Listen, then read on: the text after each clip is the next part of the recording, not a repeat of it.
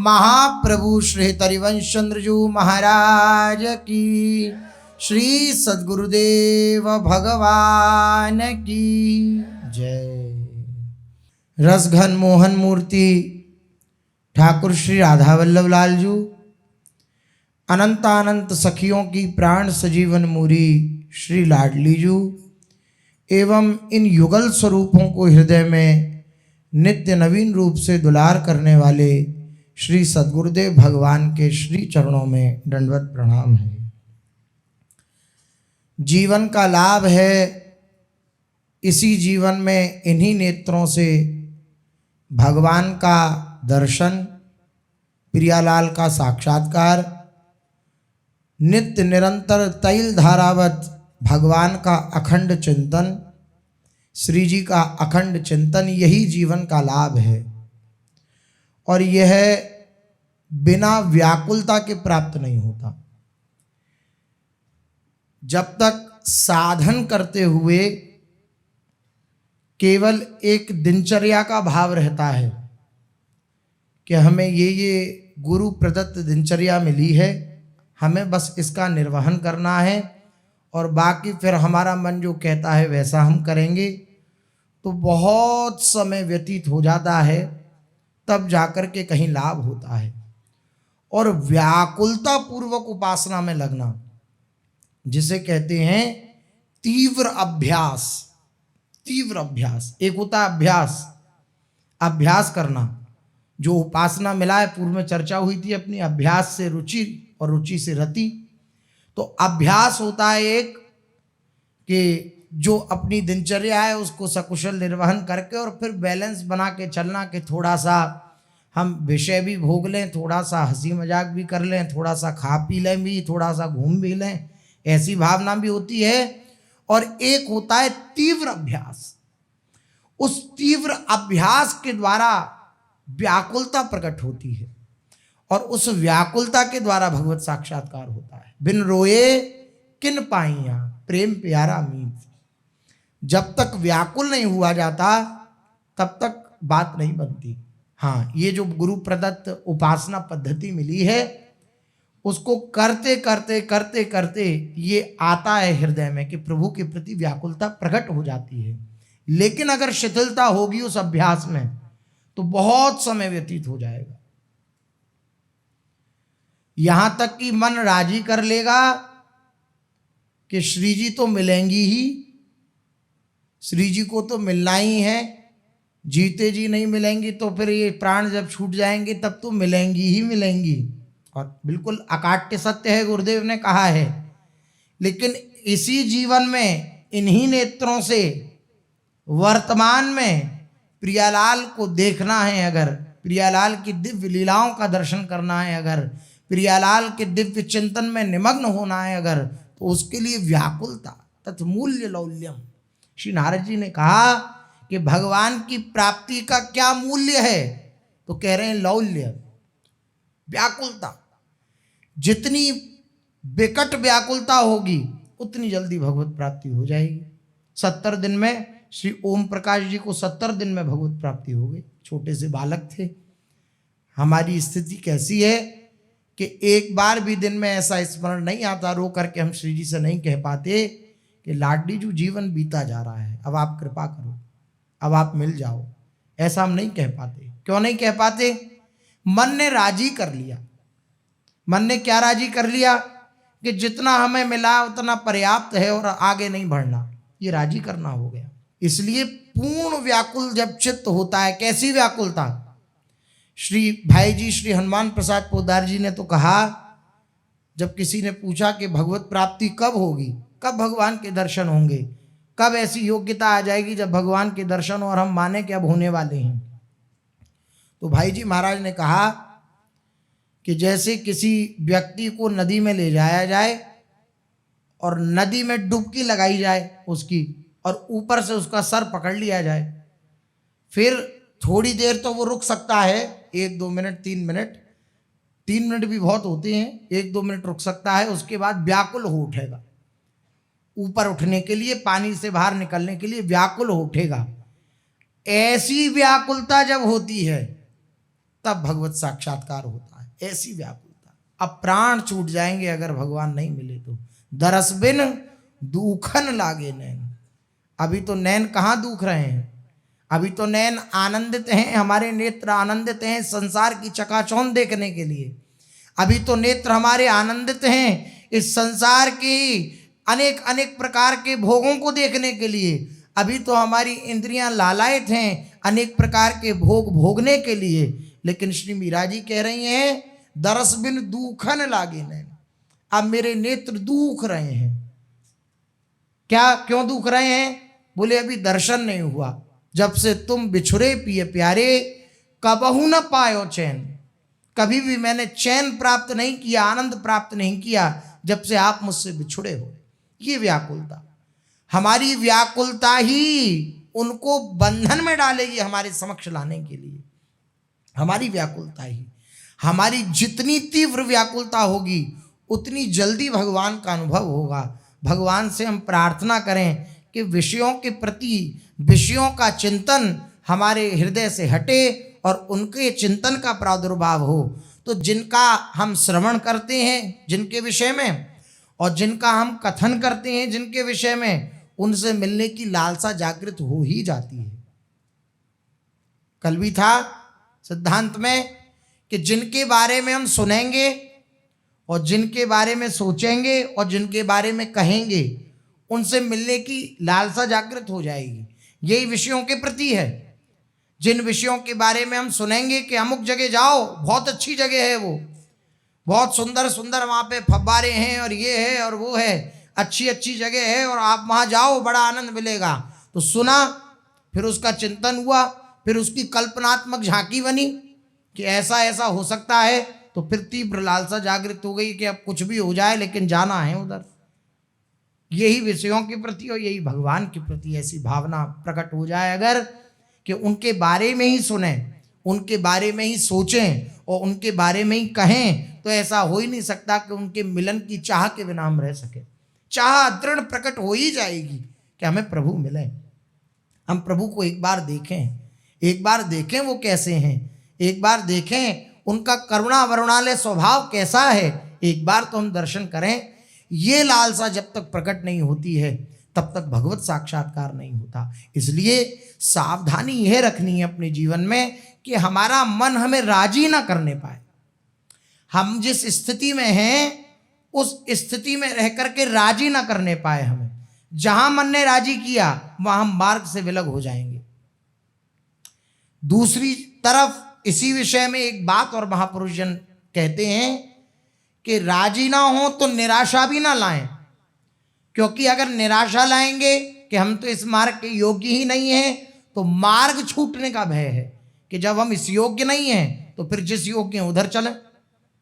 इसलिए इस हिसाब से निराशा नहीं लानी है, और भगवत प्राप्ति की लालसा से युक्त होने के लिए निराशा लानी है। नैराश्यम परमम सुखम। संसार की तरफ से बिल्कुल आशावान नहीं रहना है, लेकिन प्रभु की तरफ से आशा बनाए रखनी है। कब ऐसा होगा कि कब वह युगल माधुरी हमारे सामने होगी, कब ऐसा होगा कि वह मिलें या न मिलें, लेकिन उनके चिंतन में व्याकुल चित्त होकर मैं उनका स्मरण करूंगा। सदा ध्यायम ध्यायम विवश हृदय राधा पद सुधा। राधा चरणारविंद का मैं विवश हृदय से, केवल चिंतन ही नहीं, विवश हृदय से चिंतन करूं। कब ऐसा होगा? आचार्य चरण की वाणी है, सदा ध्यायम ध्यायम विवश हृदय राधा पद सुधा। राधा चरणारविंद का कब मैं विवश हृदय से, अंतर से चिंतन करूंगा, कब व्याकुल हो जाऊंगा। सच मानिए तभी हृदय की शांति होगी, तभी हृदय की पीड़ा का शमन होगा, जब हृदय हृदयाराध्य के प्रति खिंचता चला जाएगा, जब उनके चिंतन के प्रति लगता रहेगा। और इसमें सबसे ज़्यादा जो बाधक वस्तु होती है वे अन्याश्रय होता है। वे अन्याश्रय ही हमारा चिंतन घसीटता है और प्रभु का चिंतन छूटता है। किसी का आश्रय नहीं, किसी से कोई संबंध नहीं, किसी से कुछ बोलना नहीं, केवल उसी का संग हो जिसके संग से श्याम रंग श्यामा रंग चढ़े, और किसी का संग ना हो। और उसमें भी सावधानी कि जिसके प्रति हमारी ये भावना है कि इनके संग से हमारा श्याम श्यामा का रंग चढ़ता है, उस व्यक्ति वस्तु स्थान से अर्थात उस व्यक्ति विशेष से आसक्ति ना होने पाए। क्योंकि ये गुरुजनों, गुरुदेव और आचार्य के प्रति ये बात नहीं है, लेकिन जो आपस में हम लोग संगोष्ठी करते हैं उसमें ये विचार करना है कि श्याम श्यामा का रंग चढ़ रहा है या नहीं चढ़ रहा है इनके संग से। अगर चढ़ रहा है तो हम संग कर रहे हैं, लेकिन उस व्यक्ति से आसक्ति नहीं करेंगे। आसक्ति के केंद्र तो हमारे केवल प्रियालाल हैं या गुरुदेव भगवान हैं, आचार्य चरण हैं, और कोई तीसरा नहीं। ये कहने को तीन है, अर्थात प्रियालाल, आचार्य और गुरुदेव, लेकिन हैं एक ही। लेकिन इसके अलावा कोई दूसरा ना हो। दूसरा अगर हुआ तो फिर बात बिगड़ जाएगी। केवल प्रियालाल का चिंतन हो, और प्रियालाल का चिंतन कराने में जो सहयोगी हो, केवल उसकी वार्ता को गुरुदेव से जो मिलान खाती हो उसको स्वीकार कर लें। उस व्यक्ति वस्तु से हम कोई संबंध ना रखें, कोई संग ना रखें, किसी प्रकार का संग ना रखें, क्योंकि संग ये कहीं ना कहीं वृत्ति को बिगाड़ने वाला होता है।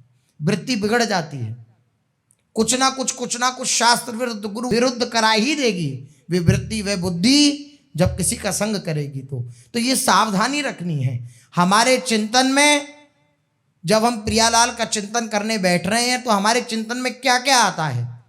जो आता है उससे वैराग्य, उससे अलगाव, आगे से जो आ रहा है उसके प्रति बिल्कुल भी वैसी चेष्टा न करना, ये सावधानी रखनी पड़ेगी। जब इस प्रकार की सावधानी होगी और तीव्र व्याकुलता से, तीव्र चिंतन के द्वारा हम भगवान का चिंतन करेंगे तो सच मानिए बिल्कुल बिल्कुल आनंद का अनुभव हो जाएगा, उसी क्षण आनंद का अनुभव हो जाएगा। ये जो हमारी मानसिकता है, क्या मानसिकता, एक मन जो राजी कर लेता है, इसमें नहीं फंसना चाहिए। बहुत जल्दी राजी कर लेता है मन, हाँ इतना ये हो गया, इतना ये हो गया, इतना ये हो गया, थोड़ा सा संसार ये ऐसे हम आनंद लेंगे, थोड़ा सा ये खाएंगे, थोड़ा सा ये घूमेंगे, थोड़ा सा ये करेंगे, थोड़ा सा वो करेंगे, और श्री जी तो मिलेंगी ही मिलेंगी। इस तरीके से व्याकुलता नहीं है चित्त में प्रियालाल के प्रति मिलने की, तो फिर संसार का आश्रय तो जलन ही देने वाला है। संसार का जितना चिंतन होगा उतनी जलन बढ़ती चली जाएगी। अगर हृदय की जलन का समन करना है, हृदय की जलन को शांत करना है, तो एक ही उपाय है, तीव्रता से भगवान की ओर दौड़ पड़ना, तीव्रता से भगवान की ओर दौड़ पड़ना। देखिए श्री प्रहलाद जी महाराज कैसी विकट परिस्थिति में रह रहे हैं, कैसी विकट परिस्थिति है। सारा संसार विरुद्ध हो जाए, लेकिन जो घर के जन हैं वे अपने पक्ष में रहें तो कहीं ना कहीं सुविधा रहती है, भजन साधन में भी और संसार में भी। लेकिन घर के ही लोग प्रतिकूल हैं। अच्छा, एकमात्र श्री प्रहलाद जी महाराज ऐसे हैं जिनके हृदय में भगवत चिंतन है और भगवान के प्रति खूब तीव्र प्रेम है, और जिनके बीच में रहते हैं उनमें एक भी ऐसा नहीं है जिनके हृदय में भगवान के प्रति प्रेम हो। तो बढ़ोतरी जिन लोगों की होती है उन्हीं का तो रंग चढ़ता है, लेकिन कैसा चटक रंग है। सूरदास कारी कामर पे चढ़े न दूजो रंग। सूरदास जी महाराज कहते हैं काली कामर पे दूसरा रंग नहीं चढ़ता है। ऐसे काली कमली वाले ने ऐसे चित्त का हरण किया है श्री प्रहलाद जी महाराज का कि इतने विरोधी भाव में रहने पर भी, अब जब गुरुकुल में रह रहे हैं, बालक हैं, सब उसी परंपरा के तो हैं, जो देव जो राक्षस परंपरा है उसी परंपरा के हैं, दैत्य परंपरा के, तो उन्हीं के बीच में रह रहे हैं, लेकिन उनका किसी का रंग नहीं चढ़ा। दिन रात उसी दैत्य परंपरा की शिक्षा मिल रही है, लेकिन उसका रंग नहीं चढ़ा, क्योंकि सूरदास कारी कामर पे चढ़े न दूजो रंग। एक बार श्याम सुंदर के रंग में रंग गई चुनरी, तो अब किसी की सामर्थ्य नहीं है कि उस चुनरी पर कोई और रंग चढ़ा सके। लेकिन एक बार रंग जाए, हमारी अभी रंगी नहीं है चुनरी, तो हम जहां जिसका संग कर लेंगे उसका रंग हमारे ऊपर चढ़ जाएगा। एक बार श्यामा श्याम का रंग चढ़ गया तो चढ़ गया, फिर उतरता नहीं। वो धोबिया धोए चाहे सारी उमरिया, धोबी चाहे सारी उम्र उस रंग को धोने का प्रयास करे। धोबी कौन? ये संसार। अगर उस प्रेम के रंग को मिटाना चाहे तो नहीं मिटा सकता। एक बार श्याम सुंदर ने जिसके चित्त को खींच लिया, अब किसी की सामर्थ्य नहीं है कि उस चित्त को हटा करके अपनी ओर आकर्षित कर ले, ऐसी सामर्थ्य नहीं है। श्रीपाद प्रबोधानंद जी कहते हैं कि श्री लाडली जी की जो दासियां हैं, उन दासी जनों के जो आश्रित जन हैं, उपासक जन हैं, जो रसिक भाव को प्राप्त हो गए, नित्य निरंतर प्रियालाल का चिंतन करते हैं, उनके चित्त को करोड़ों करोड़ों लक्ष्मियां भी हरण नहीं कर सकती। लक्ष्मी स्वरूप भी हों कि मतलब सौंदर्य में लक्ष्मी स्वरूप, लेकिन वह भी उनके चित्त को विचलित नहीं कर सकती। ये प्रभाव है, ये श्याम रंग का प्रभाव है, ये श्यामा रंग का प्रभाव है, ये प्रभाव है। इसलिए जब तक ये रंग न चढ़े तब तक बहुत सावधानी के साथ, और जब एक बार ये रंग चढ़ जाता है फिर उतरता नहीं, उतर ही नहीं सकता, किसी भी प्रभाव से नहीं उतर सकता। लेकिन बस यही सावधानी रखनी है कि और कोई रंग हमारे ऊपर ना चढ़ने पाए। मन ही अंदर अंदर चढ़ाता रहता है, ऐसा कर लो, अरे ऐसा तो हो ही जाएगा, तुम ऐसा कर लो। उसकी बात ना मानकर केवल गुरु वचनों के अनुसार चलने का प्रयास करना। प्रयास इसलिए क्योंकि बड़ी कठिनता होती है। गुरु आज्ञा पर, गुरु प्रसन्नता के लिए अपना जीवन झोंक देने में बड़ी हृदय में सामर्थ्य चाहिए, बड़ा कठिन है। हम गुरु प्रेम की महिमा का बखान कर सकते हैं, गुरु प्रेम की बातें कर सकते हैं, गुरु की ऐसी महिमा है ऐसा भी कह सकते हैं, लेकिन गुरुदेव की आज्ञा में अपने जीवन को ढाल लेने में बहुत कठिनता पड़ती है। इसलिए प्रयास करते रहें, जहाँ विफल हों वहाँ प्रार्थना करते रहें, प्रार्थना करते रहें। प्रार्थना सबसे बड़ा बल है। हम जहाँ भी हारें प्रभु से प्रार्थना करते रहें। हे नाथ संभालना, मैं तो बिलख जा रहा हूँ। सच मानिए आपको चीखना पड़ेगा। चीखने का अर्थ है जब आप बिलख जा रहे होंगे तो आपको चीख कर उन्हें पुकारना पड़ेगा, तभी रक्षा हो पाएगी। अगर ऐसा हुआ कि मुस्कुराते हुए जहाँ माया ले जा रही है उधर चल दिए और मुड़ करके एक भी बार प्रभु की तरफ नहीं देखा, तो प्रभु भी अनंत वात्सल्य में हैं। वो इतना वात्सल्य धारण अपने हृदय में करते हैं कि वे अगर देखेंगे कि वहाँ सुखी हो रहा है तो वो छूट दे देंगे। अच्छा तेरा सुख वहाँ है ना, जैसे कोई लाडला हो तो उसका पिता पहले तो समझाता है तू ऐसा मत कर, तू वहाँ मत जा, तू ये मत खा, तू ये मत पी। जब नहीं मानता तो अत्यंत वात्सल्य से युक्त है तो वो छूट दे देता है। ठीक है, धृतराष्ट्र क्या अधर्म करने को राजी नहीं हो गए अपने पुत्रों के लिए, क्या अधर्म करने को राजी नहीं हो गए। ये ऐसी वात्सल्य में प्रभु हैं। अगर उनको पुकारेंगे नहीं, उनसे प्रार्थना नहीं करेंगे कि हम प्रभु विलग जा रहे हैं बचा लो, तो वो महाराज फिर इतने वात्सल्य में है कि वो छूट दे देते हैं फिर कि पहले तुम भोगे आओ, पिटे आओ, फिर हमारे पास आना, हम तुम्हें दुलार करेंगे। ऐसी उनकी बात है। तो हम जैसे कोई ले जाए बच्चे को पकड़ के, तो बार बार बच्चा माँ की तरफ देखता है और रोता है कि मुझे बुला लो। इस प्रकार से रोता है कि नहीं रोता है। ऐसी अगर माया हमें घसीट रही हो तो हम राधा राधा उच्चारित करें, हम श्री जी की तरफ देखें, लाडली जी देखो ये कहाँ ले जाया जा रहा है मन, तो वो अनंत सामर्थ्य से युक्त हैं। आपकी एक बार की पुकार आपको बचा लेगी, आपकी एक बार की पुकार आपको बचा लेगी। सच मानिए ऐसी ऐसी परिस्थितियों से श्री जी आपको बचा लेंगी जहाँ बचना संभव ही नहीं था, ऐसी ऐसी परिस्थिति से बचा लेंगी। मन राजी ना होने पाए, मन किसी चीज में हमें राजी ना करने पाए, और हम निरंतर प्रभु के प्रति व्याकुल होकर के दौड़ें। इस शब्द पर बहुत ध्यान देने की आवश्यकता है। व्याकुलता, हमारे साधन में व्याकुलता दिखनी चाहिए, हमारे भजन में व्याकुलता होनी चाहिए, हमारे चिंतन में व्याकुलता होनी चाहिए।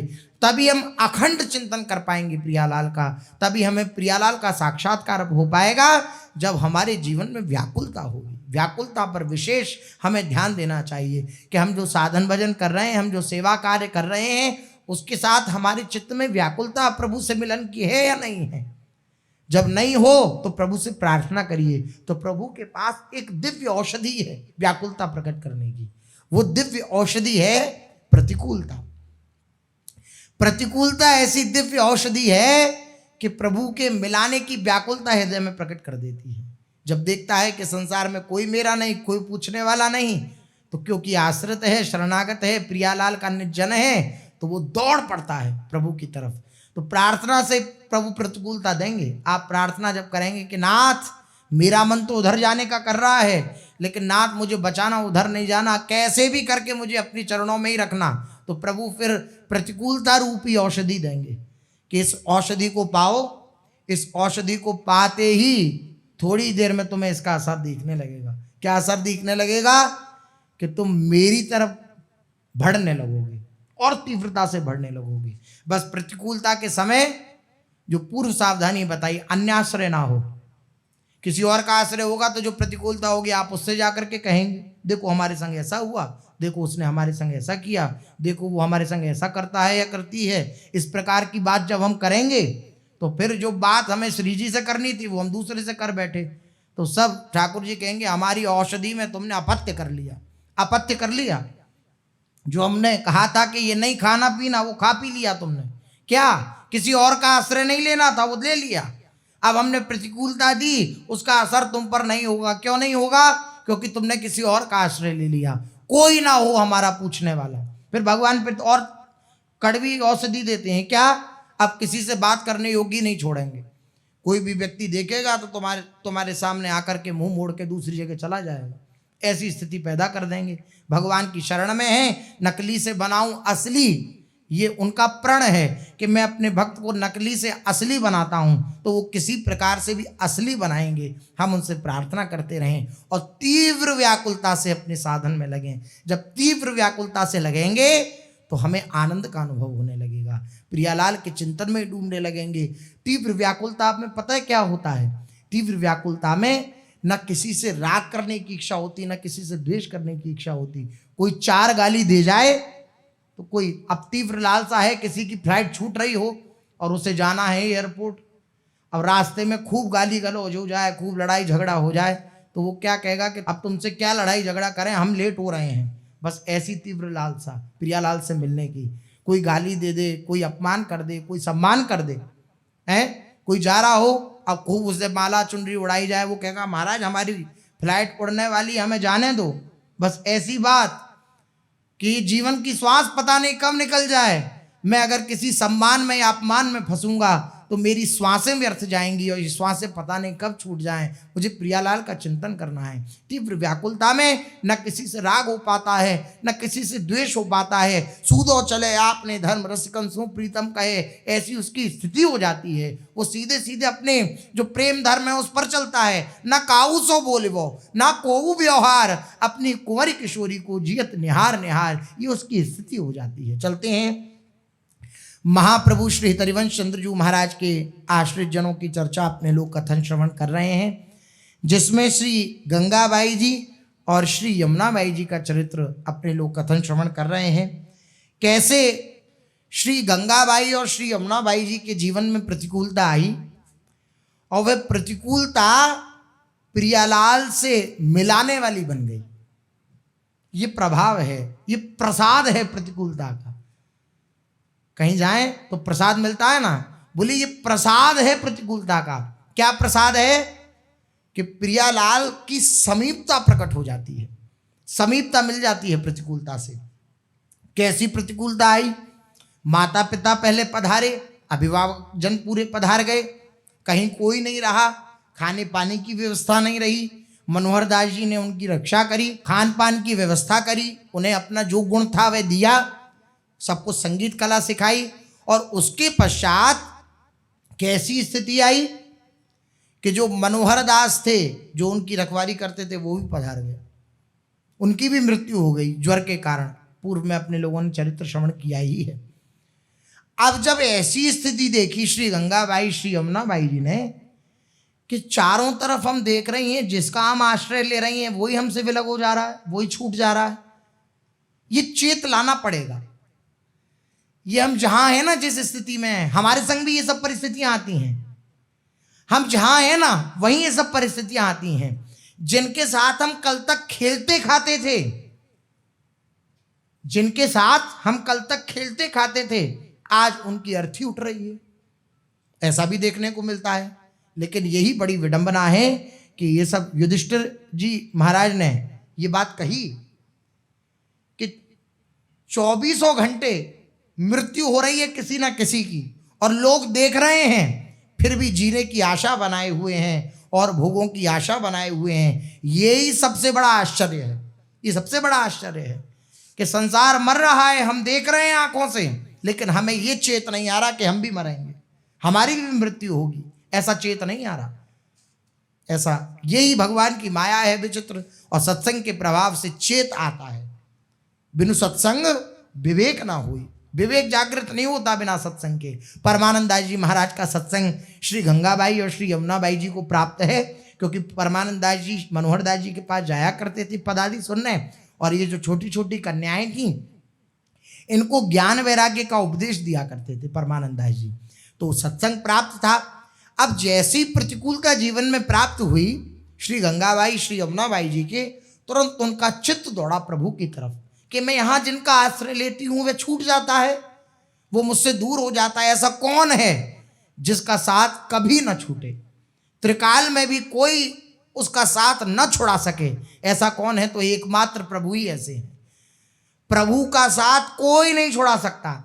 त्रिभुवन में किसी की सामर्थ्य नहीं है प्रभु का साथ छुड़ा दे। कैसी विलक्षण बात है। ऐसे हमारे साथी हैं वो कि वो सदा सदा से हमारे साथ हैं, थे और रहेंगे।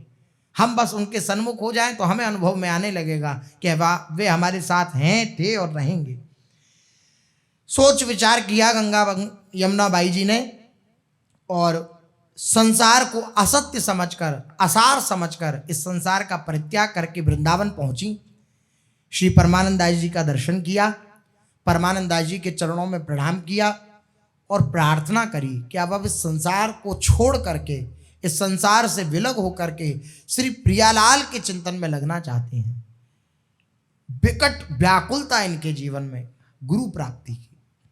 मुझे गुरुदेव ऐसे मिले जो भक्ति वैराग्य का उपदेश दें।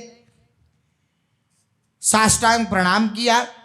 दोनों गंगा यमुना बाई जी ने समझ गए परमानंदास जी कि अब सही समय है इनको गुरुदेव के शरणागत करने का। उत्सुकता देखी परमानंदास जी ने और हिताचार्य चरण के पास गए, पास जाकर के प्रार्थना करी, आचार्य चरण गुरुदेव इनका कोई नहीं है संसार में, आप इन्हें स्वीकार करिए। तो जिनका कोई नहीं जगत में उसका प्रीतम होता है, जिसका कोई जगत में नहीं होता उसके प्यारे प्रीतम श्री श्याम सुंदर होते हैं।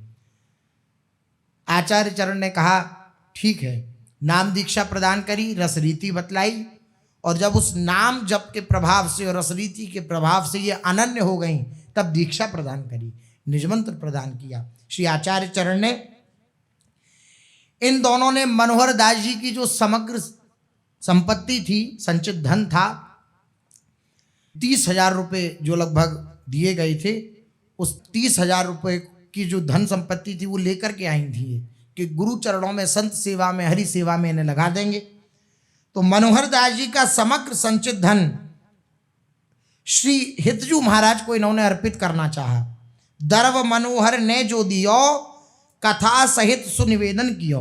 अपनी स्थिति बतलाई और अपनी स्थिति बतला करके पूरा ये प्रक्रिया बतलाई, मनोहर दास जी से कैसे मिलन हुआ और उनकी मृत्यु हुई, और फिर ऐसा पूरा बताया अपने बारे में। और उसके पश्चात जो द्रव्य था उस द्रव्य को देना चाहा श्री महाप्रभु जी के चरणों में। उन्हें अपनी पूर्व कथा भी कह सुनाई। श्री महाप्रभु ने उस धन का स्पर्श नहीं किया, उस धन का स्पर्श नहीं किया महाप्रभु जी ने, और कहा कि इसे हरिजन की सेवा में लगाने की आज्ञा है, इसे हरिजन की सेवा में लगा दो, ऐसी आज्ञा प्रदान करी। इष्ट नाम सेवत जूदार, धन खर्चत लावे नहीं बार, उत्तम उत्तम भोग लगावे, शोभ सब संतन को भुगतावे, बीन बजावे सुंदर गावे, सकल गुणन करी प्रभु ही रिझावे, तन धन में नाही अभिमान, खर्चो प्रभु हित प्रभु को मान। अब ये दोनों अपने घर पर श्री जी की नाम सेवा विराजमान करके उनका विविध प्रकार से लाड़ लड़ाने लगी। ये जीवनचर्या है। हमें श्री हिताचार्य चरण की दिव्य सन्निधि प्राप्त हुई, उनकी शरणागति प्राप्त हुई, गुरुदेव का आश्रय प्राप्त हुआ, गुरुदेव की कृपा से हमें नाम सेवा मिली या छवि सेवा मिली या श्री विग्रह की सेवा मिली, जो उनकी कृपा से हमें प्राप्त हुआ। अब क्या करना है, उसमें चित्त लगाना है। अब यहां जब हमारी बारी आती है, यहां हम फेल हो जाते हैं।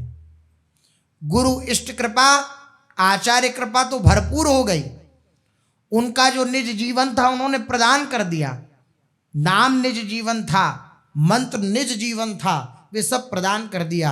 लेकिन अब उस दिए हुए में हमें चित्त लगाना पड़ता है, उसमें हम फेल हो जाते हैं। और जो उसमें पास हो गए उनकी स्थिति क्या होती है, तो श्रवण करिए। श्री गंगा यमुनाबाई नाम सेवा जी विराजमान है और विविध प्रकार से गंगा यमुनाबाई जी उन्हें लाड़ लड़ाती हैं। हम भी नाम सेवा जी विराजमान करते हैं, प्रियालाल की सेवा विराजमान करते हैं, लेकिन दिन प्रतिदिन जो उनसे प्रीति बढ़नी चाहिए वो दिन प्रतिदिन हम देखते हैं कि घटती जाती है। ये कैसे पहचाने घट रही है? आलस से आना प्रियालाल की सेवा में। और भी परिवार के जन है, उनसे कह देना, अरे तुम जरा ये कर देना, तुम जरा श्री जी को उठा दो, तुम जरा श्री जी को स्नान करा दो, तुम जरा श्री, ऐसा जब हम दूसरों पे डालने लगे सेवा तो समझ लीजिए सेवा के प्रति जो महत्व बुद्धि थी, सेवा के प्रति जो हमारा सुख भाव था, वो क्षीण हो रहा है।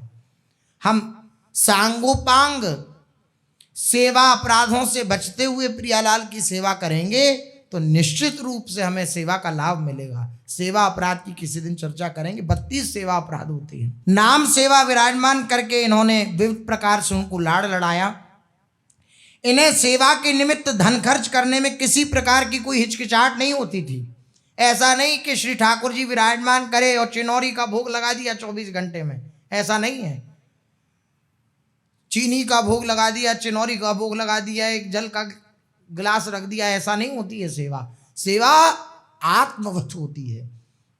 आत्मवत सेवा समझते हैं? आत्मवत सेवा का अर्थ है जो हमें पसंद है, अर्थात जैसे हम अपने शरीर से प्यार करते हैं कि इसको किसी प्रकार का कोई कष्ट ना हो, ऐसा इसके लिए गद्दा हो, ऐसा तकिया हो, ऐसी मसलंद हो, और इस प्रकार से हम विश्राम करें, इस प्रकार का हमें खान पान मिले, इस पर जो हम अपने लिए सोचते हैं उससे भी अधिक बढ़कर श्री प्रियालाल के विषय में सोचना। ऐसा नहीं कि कोने में, घर के कोने में हमने विराजमान कर दिया, हम 24 घंटे में बस एक बार उनके सामने जाते हैं और बस उन्हें एक बार सेवा करके और आ जाते हैं, ऐसा नहीं। ऐसा स्थान पर श्री जी विराजमान होनी चाहिए कि चलते फिरते उठते बैठते हमारी दृष्टि पड़े। और सावधानी की बात, प्रियालाल के सामने हम जितनी बार जामें उतनी बार प्रणाम करें। अब जैसे श्री जी विराजमान हैं, अब हमें कोई सेवा कार्य है तो सामने से गुजर रहे हैं, निकल रहे हैं, तो झुक करके या तो पीछे से या झुक करके, ये प्रक्रिया है सेवा। ये दास भाव है। दासत्व तो कैसे आएगा? दास में क्या होता है? बिल्कुल एकदम अपने को निम्न समझना, अपने को प्रियालाल का, तो एकदम झुक कर जितनी बार हम कुटिया से बाहर आए उतनी बार प्रियालाल को प्रणाम करें। सामर्थ्य हो तो बार बार पंचांग प्रणाम करें, साष्टांग करें, नहीं है तो झुक करके तो प्रणाम करें ही प्रियालाल को कि हम जा रहे हैं, आप चलो, चलना चाहो साथ तो चलो, हृदय में बैठ के, वरना आप यहीं आनंद लो। ऐसा बातचीत करके उनसे आए तो तुरंत उनको प्रणाम करें। ऐसी जगह विराजमान होनी चाहिए श्री जी कि चलते फिरते उठते बैठते हमारा बार बार उनके प्रति दर्शन हो, उनका दर्शन हो, ऐसे विराजमान होनी चाहिए। और आत्मवत सेवा, हमें जो अच्छा लगता है अच्छे से अच्छा, उससे भी अच्छा अगर हमारी सामर्थ्य है तो सामर्थ्य के अनुसार हमें प्रियालाल की सेवा करनी चाहिए। इन्हें सेवा के निमित्त धन खर्च करने में किसी प्रकार की कोई हिचकिचाहट नहीं होती थी। हिचकिचाहट नहीं होती थी सेवा कार्य के लिए। हमें लोगों की नहीं सुनना है कि अरे ये तो इनके लिए तो मैं ये इतना पैसा क्यों खर्चा करना, ये क्यों करना, वो क्यों करना। उनकी भावना देखने की अलग है। हमारी भावना, कोई हम उन्हें विग्रह थोड़ी मान रहे हैं, वो साक्षात प्रियालाल हैं, गुरुदेव ने दिए हैं, गुरुदेव ने अपने प्राणों को दिया है, वो साक्षात हैं। अब साक्षात भाव जब लाएंगे तो ऐसा अनुभव भी आएगा कि वे साक्षात हैं। ये श्री जी का उत्तम से उत्तम भोग लगाती, अच्छे से अच्छा भोग, और उस प्रसाद को साधु संतों में वितरित कर देती, खुद नहीं पाती। ये रहनी है वृंदावन के रसिकों की। श्री जी का उत्तम से उत्तम भोग लगाती और वह साधु संतों में वितरित कर देती। ऐसे श्री स्वामी हृदय जी के विषय में आता है, उत्तम भोग लगाए मोर मरकट को पोसें। उत्तम भोग श्री बिहारी जी महाराज को लगाते हैं खूब, और मोर मरकर जो हैं बंदर और मोर आदि उनको वितरित कर देते हैं। खुद स्वामी जी के विषय में आता है कि सींक जो होती है, उस सींक को ऐसे डुबाते किसी प्रसादी वस्तु में, और उस पर जो लग जाता बस उतना पाते बिहारी जी का प्रसाद, और खुद चना आदि पा करके और ऐसे जीवन को। स्वयं ललिता जी के अवतार हैं, उनको क्या किसी प्रकार का कोई व्यवधान थोड़ी होगा, कोई बाधा थोड़ी उत्पन्न हो जाएगी, लेकिन ये आचार्य चरण हैं, आचरण करके दिखा रहे हैं। यह भी गंगा यमुना बाई भी भोग लगाती हैं सुंदर सुंदर, और साधु संतों को पवा देती हैं। इसकी एक भाव यह भी है कि प्रियालाल ने प्रत्यक्ष तो पाया ही, लेकिन प्रकट रूप से अच्छी तरह प्रियालाल साधु संतों के मुख से ही पाते हैं। ये इस भावना को हृदय में रखते हुए साधु संतों को खूब पवाती हैं। प्रियालाल को भोग पधराती हैं और साधु संतों को पवाती हैं, बिल्कुल भी हिचकिचाहट नहीं करती इसमें धन खर्च करने में। ये दोनों अब नित्य ही कभी वीणा वादन द्वारा, कभी अपने नृत्य द्वारा, कभी गुरुदेव द्वारा रचित अथवा स्वरचित पदों द्वारा सुंदर राग रागनियों में गाकर श्री राधा वल्लभ लाल जी को रिझाने लगी। राधा वल्लभ लाल जी को पद सुनाने चाहिए खूब। इनका अपने शरीर तथा धन में किसी प्रकार का मैं और मेरापन का भाव नहीं था। अब ये सावधानी की बात कह रहे हैं, इनका अपने शरीर तथा धन में, अर्थात जो भी इन पे बाहरी संपत्ति थी या ये शरीर जो था, इस पर उनका मैंपन या मेरापन नहीं था, अहंता ममता नहीं थी। श्री जी के चरणों में समर्पित थी अहंता ममता। ये सारी संपत्ति प्रभु की मानकर, अब ये संपत्ति जो है किसकी मानकर, अपनी मानकर प्रभु की सेवा में लगाना, ये बहुत निम्न कोटि की बात है। और प्रियालाल की संपत्ति समझकर त्वदीयं वस्तु गोविंदम तुभ्यमेव समर्पयेत, ये प्रभु की संपत्ति है, प्रभु की सेवा में ही लगनी चाहिए। ऐसी भावना से युक्त होकर सेवा करना, ये उच्च कोटि की सेवा है, उच्च कोटि की सेवा है। ये सारी संपत्ति प्रभु की मानकर सारी संपत्ति का व्यय करती हैं और हरि और हरिजनों की सेवा में लगा देती हैं मुक्त हस्त से। ये भोग विलास को मिथ्या मानती और हानि लाभ सुख दुख को समान समझती। द्वंद्व मिट गए प्रियालाल की सेवा के प्रभाव से, निष्काम सेवा के प्रभाव से, और अपना कुछ ना मानने के प्रभाव से, मैं और मेरापन प्रियालाल को समर्पित करने से इसका प्रभाव क्या हुआ कि द्वंद्व मिट गए। सुख दुख लाभ हानि ये सब द्वंद्वों का विनाश हो गया। ये संपूर्ण जगत में प्रभु की सत्ता को देखती, संपूर्ण जगत में मेरे प्रियालाल ही विराजमान हैं, श्री राधा वल्लभ लाल ही विराजमान हैं, ऐसा ये दर्शन करती तथा भगवत भक्तों के प्रति इनके प्रेम का वर्णन नहीं किया जा सकता। भगवत प्रेमी महात्माओं से कितना प्रेम करती, अथाह प्रेम करती, प्रभु से बढ़कर भी भगवत प्रेमी महात्माओं से प्रेम करती। ये प्रभु के नित्य और नैमित्तिक उत्सवों को अत्यंत उत्साहपूर्वक धूमधाम के साथ किया करती। नित्य उत्सव होते हैं श्री राधा वल्लभ लाल की, कोई ना कोई रोज उत्सव ही होता है, और नैमित्तिक उत्सव होते हैं विशेष पर्व आदि के उत्सव। तो दोनों उत्सवों को खूब धूमधाम से करती हैं। उत्सवों को मनाना चाहिए। उत्सव जो है ये भगवान का ही स्वरूप है। श्री गोपाल सहस्त्र नाम में भगवान का एक नाम है नित्योत्सवो नित्य सौख्यो नित्य श्रीर नित्य मंगलः। भगवान का एक नाम क्या है, नित्योत्सवो। भगवान का एक नाम है नित्योत्सव। भगवान, अगर हम नित्य उत्सव मना रहे हैं तो अर्थात हम भगवान की सन्निधि में हैं। उत्सव भगवान का स्वरूप है। और श्री उद्धव जी से भगवान श्री कृष्ण ने भागवत के 11 स्कंद में कहा है कि जो मेरा प्रेमी भक्त है उसे मेरे उत्सव मनाने चाहिए। कृष्ण जन्माष्टमी, गुरु उत्सव आदि ये सब जो उत्सव हैं ये मनाने चाहिए, ऐसा भगवान ने आदेश किया है श्री उद्धव जी को भागवत में। तो ये नित्य और नैमित्तिक उत्सवों को खूब मनाती, अत्यंत उत्साहपूर्वक धूमधाम से किया करती। कबहु मनोहर दई दिखाई प्रेत जो नि मथुरा में पाई। अब थोड़े दिन व्यतीत ही हुए थे तो एक बार इनके पालक जिन्होंने इनका पालन किया, वो पालक पिता मनोहर दास, वे मनोहर दास इनके स्वप्न में आए और स्वप्न में आकर के अपने कुकृत्यों के कारण जो उन्हें प्रेत योनि प्राप्त हुई थी उसके विषय में बताया। अपनी भावना बतलाई कि मेरी भावना ऐसी थी, तुम्हारे प्रति ऐसी भावना बन गई थी और इसके फलस्वरूप मुझे प्रेत योनि प्राप्त हुई है। सावधान, वृंदावन धाम, ब्रजमंडल, 84 कोस ब्रजमंडल के अंतर्गत प्रेत योनि की प्राप्ति भी हुई और दुर्गति भी हुई। शास्त्र विरुद्ध आचरण नहीं सहा जाता। हाँ, अब बोले फिर धाम का प्रभाव क्या हुआ? धाम में जो रहे, धाम में जो मृत्यु हुई, उसका क्या प्रभाव हुआ? इतनी सामर्थ्य हो गई कि स्वप्न में बता दे रहे हैं और अपनी मुक्ति का उपाय बता दे रहे हैं। ये लाभ प्राप्त हुआ धाम की कृपा से, वरना कोई प्रेत योनि को प्राप्त हो जाए तो ऐसे थोड़ी।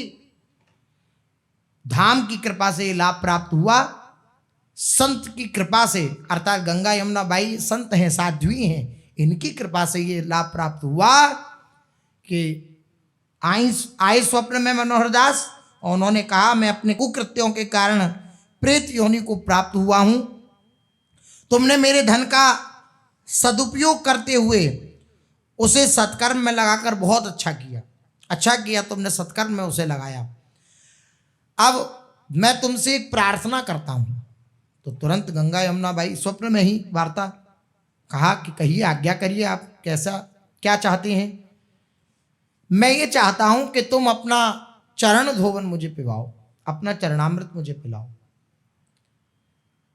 तभी मेरा प्रेत योनि से उद्धार हो सकता है, वरना मेरा प्रेत योनि से उद्धार नहीं होगा जब तक तुम्हारा चरणामृत मुझे नहीं मिलेगा। और नियत स्थान बता दिया कि अपना चरणामृत उतार करके और नियत स्थान पर, जो उन्होंने स्थान बताया, मनोहर दास जो प्रेत योनि में थे उस स्थान पर रख देना, मैं ग्रहण कर लूंगा। दूसरे दिन दोनों बहनों ने मथुरा में उस स्थान पर गईं जिसका संकेत मनोहर दास जी ने किया था। वहां अनेक संतों भक्तों का भंडारा किया गया, अनेक संतों भक्तों के चरणामृत को उतारा गया और उसी चरणामृत में, अपने चरणामृत को, क्योंकि इस भाव से नहीं कि मैं कोई महान हूं, इस भाव से कि अगर हमारे कारण किसी की प्रेत योनि से मुक्ति हो जाती है तो हमारा तो धर्म ही तत्सुख धर्म है, हम बिल्कुल इस कार्य को करने में हिचकेंगे नहीं। तो तुरंत अपने चरणामृत को भी उतारा और उस पात्र में विराजमान किया और जो नियत स्थान था उस नियत स्थान पर जाकर के उस चरणामृत को रख दिया। नाम कीर्तन कराकर भक्तों का चरणोदक लिया और उसमें अपना भी डाल दिया। संकेतिक स्थान पर चरणोदक विराजमान किया और विराजमान करते ही देखा कि मनोहर दास ने चरणामृत पिया और प्रेत योनि से उसका उद्धार हो गया। ये प्रताप हुआ संत चरणामृत का, भगवत चरणामृत का यही प्रताप है कि अनंत अनंत काल के अशुभ को भी नष्ट कर देता है। ये चरणामृत का प्रभाव है। ऐसे मनोहर दास जी का प्रेत योनि से उद्धार हुआ और श्री गंगा यमुना बाई जी श्री हितरिवंश चंद्र महाप्रभु जी के चरणों में अपने जीवन को समर्पित किए हुए हैं और प्रियालाल के चरणों में ही अपने जीवन को तत्परता के साथ लगाए हुए हैं। अब उनका जीवन प्रियालाल की सेवा ही है। एक प्रसंग और इनके विषय में आता है, सो शेष चर्चा आगे। श्री राधा वल्लभ लाल की जय।